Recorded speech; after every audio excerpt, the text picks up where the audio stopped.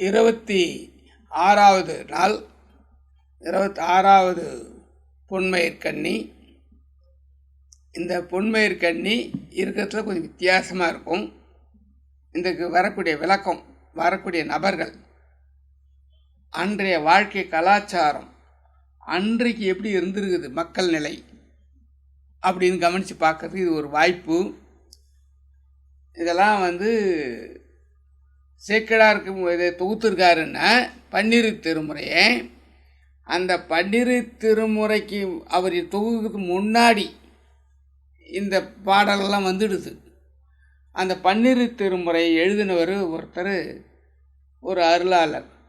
அந்த அருளாளரை, அவருடைய ஆற்றலை, அவருடைய அழகை சிந்திக்கிறதுக்கு இந்த பாடல். அன்றைய நாளில் அமரர் ஊர்வலம் எப்படி வந்திருக்கு அப்படிங்கிறதுக்கு இந்த பாட்டின் மூலமாக ஒரு வரலாறு தெரிஞ்சுக்க போகிறோம். இப்படிலாம் ஒரு அருளாளர்கள் வாழ்ந்துருக்கிறாங்க. இந்த பாட்டை முதல்ல படிச்சிருவோம். 26வது பாட்டு. கட்டழகன் எங்கோன் கமலச்சரணானை எட்டி பிடிக்க வழி இல்லையோ புன்மையிலே. கட்டழகன் எங்கோன் கமலச்சரணானை எட்டி பிடிக்க வழி இல்லையோ பொன்மையிலே. அப்போது அவ்வளோ அழகான ஒரு முருகன். இதை பாடலில் இவர் எழுந்து பாம்பன் சாமி. அதுதான் கட்டழகன் என்பது பாம்பன் சாமி கணக்குப்படி முருகப்பெருமான். மொத்த பாட்டிலும் முருகன் பேரில் தானே. நம்ம இன்னொரு இதில் ஞாபகத்துக்காக கொடுக்குறதான்னு வருது கட்டழகன். அப்படியும் ஒருத்தர் இருக்காங்களான்னு இருந்திருக்கிறாங்க. அந்த கட்டழகனில் ஒரு அழகன் இருந்திருக்காரு. அதுதான் இந்த பாட்டில் வரக்கூடிய ரகசியம். கட்டழகன் எங்கோன் கமலச்சரணானை எட்டி பிடிக்க வழி இல்லையோ பொன்மையிலே. இப்போ இந்த பாட்டு சாதாரணமாக உங்களுக்கு தெரிவித்தாச்சு. இந்த பாட்டுக்கு படி ஒருத்தர் இருக்கணும் இல்லை யாராவது. எப்பவுமே காரணம் இல்லாமல் காரியம் நடக்காதுன்னு பாம்பசாமி எழுதுவார். காரணம் இல்லாமல் காரியம் நடக்காது. எது நடந்தாலும் அதுக்கு ஒரு காரணம் இருக்கும். ஆனால் அது நமக்கு அப்புறமா புரியும். இதுக்கு தான் இது நடந்ததா அப்படின்றது நமக்கு அப்புறமா புரியும். இந்த வகையில் தான் இந்த பாடலுக்கு இந்த விளக்கங்களை பாடும் பொழுது திருமாளிகை தேவர்னு ஒருத்தர் இருக்கிறார். திருமாளிகை தேவர். இப்போ இவங்களெல்லாம் நம்ம என்னன்னு கூட தெரிஞ்சுக்காமல் இருக்கிறோம். அதான் ரொம்ப வருத்தமான விஷயம். நம்ம இவ்வளோ பெரிய சாதனைகள் நடத்துகிறாங்க அப்படின்னா அதெல்லாம் நம்ம கொஞ்சம் கூட ஒருத்தர் கூட நம்ம அந்த பக்கமே பார்க்க தெரியாமல் இருக்கிறோம். இந்த மாதிரி ஒரு இடத்துல நம்ம வாழ்ந்துன்னு இருக்கிறோம் தமிழ் மண்ணில். திருமாளிகை தேவர்.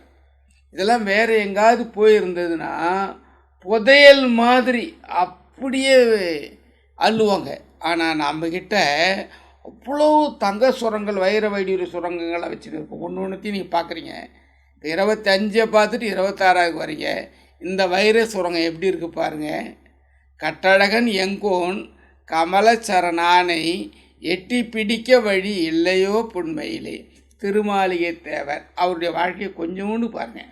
நிறைய நான் சொல்லலை. அவர் வரலாறு நிறைய போகுது. அவருடைய அதிசயங்கள் நிறைய இருக்குது. பன்னிரு திருமுறையில், அந்த பன்னிரு திருமுறையில் 9வது திருமுறை எழுதின 9 பேர். முதல்ல ஒரு 4 பேர் எழுதுகிறாங்க. முதல்ல 3 எழுதுகிறாங்க. 7ஆம் திருமுறை முடிவது. திருஞான சம்பந்தர் 3 திருமுறை, திருநாவுக்கரசர் 3 திருமுறை, சுந்தரர் 1 திருமுறை 7, மாணிக்க வாசகர் 8. 9வது திருமுறைக்கு வரீங்க. 9வது திருமுறை 9 பேர் எழுதுகிறாங்க, அருளியிருக்காங்க. அந்த 9 பேரில் ஒருத்தர் திருமாளிகை தேவர்.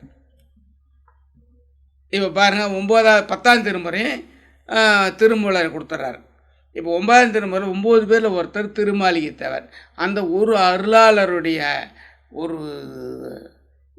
மேஜிக்கை பார்த்தீங்கன்னா மிரல்றா போல இருக்கும். அவர் அந்த பாட்டு எப்படி எழுதினார்னா அப்போ அந்த பாட்டுக்கு எவ்வளோ சக்தி இருக்குன்னு பாருங்கள்.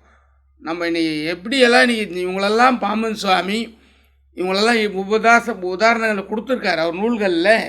இவங்களுடைய நூல்களை பற்றியெல்லாம் ஒரு கோடு காட்டுவார். இதெல்லாம் சேர்ந்து மொத்தமாக வந்தது தான் பாம்பன் சாமி நூல்கள். அதில் நான் உதாரணத்துக்கு மட்டும்தான் இந்த பாட்டுக்கு இவங்களை பொறுத்துறாப்பில் போட்டு கொடுக்குறேன். இதில் ஞாபகம் வச்சுக்கிறதுக்காக திருமாளிகை தேவர் ஞாபகம் வச்சுனீங்கன்னாக்கா, கட்டழகன் எங்கோன் கமலச்சரணானை எட்டி பிடிக்க வழி இல்லையோ பொன்மையிலே, இதை பாட்டு மண்பாடாயிடும். இந்த திருமாளிகை தேவர் என்ன தான் பண்ணுறாரு இல்லைங்களா? அதை நம்ம பார்க்கணும். அந்த அந்த அற்புதமான அந்த சித்தர், அவர் வந்து சித்தராக இருக்கார். அவர் வந்து போகர்கிட்ட உபதேசம் வாங்குறார். அவர் திருவாவடுதுறை அப்படிங்கிற இடத்துல, திருஆவடுதுறை அந்த இடத்துல இவர் இருக்கிறார். சோழ மன்னர் காலம், அவங்களுக்கெல்லாம் சோழ மன்னருக்கெல்லாம் தீட்சை கொடுக்கணுன்னாக்கா அந்த குரு அந்த வம்சத்தில் வந்தவர். இவங்க வந்து மாளிகை மடம் அமைச்சு வாழறாங்களாம்.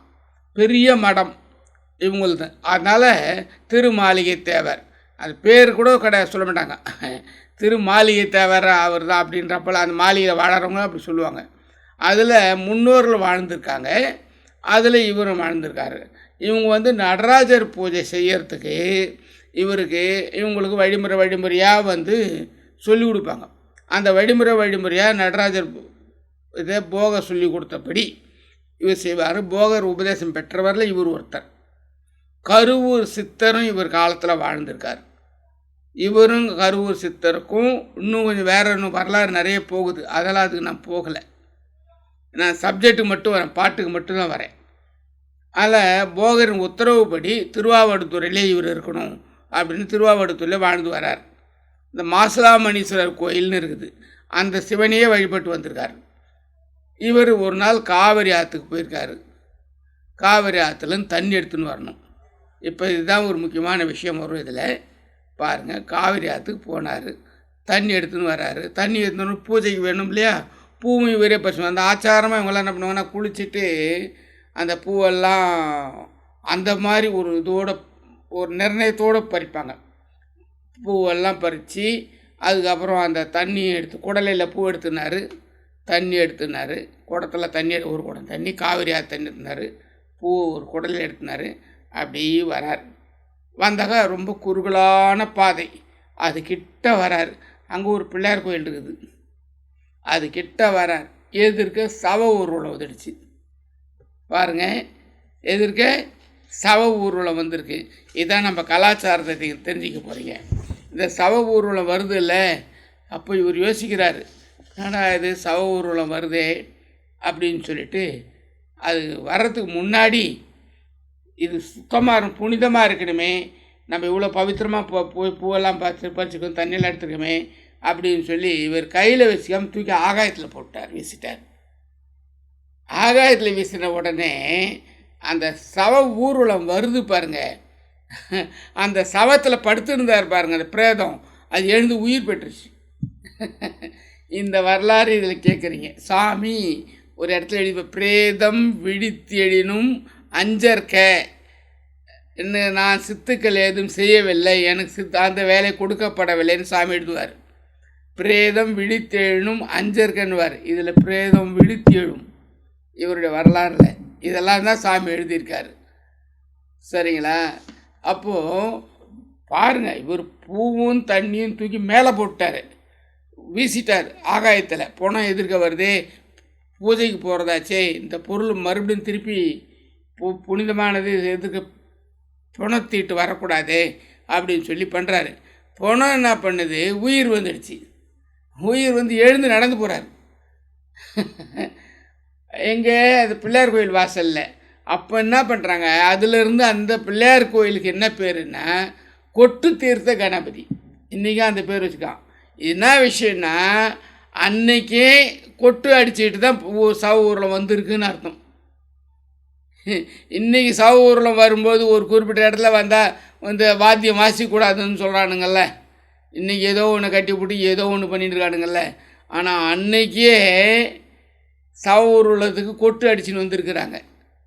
1000 வருஷம் முன்னாடி நடந்த சம்பவம் அப்படின்னா, அது கொட்டு அடித்து நம்ம கொண்டு வர்றது நம்மள்ட்ட பாரம்பரிய கலாச்சாரங்களில் இருந்துருக்குது. இதை நம்ம வந்து சரியாக உணர்த்த முடியாமல் நம்ம வேஸ்ட் பண்ணிகிட்டு இருக்கோம்.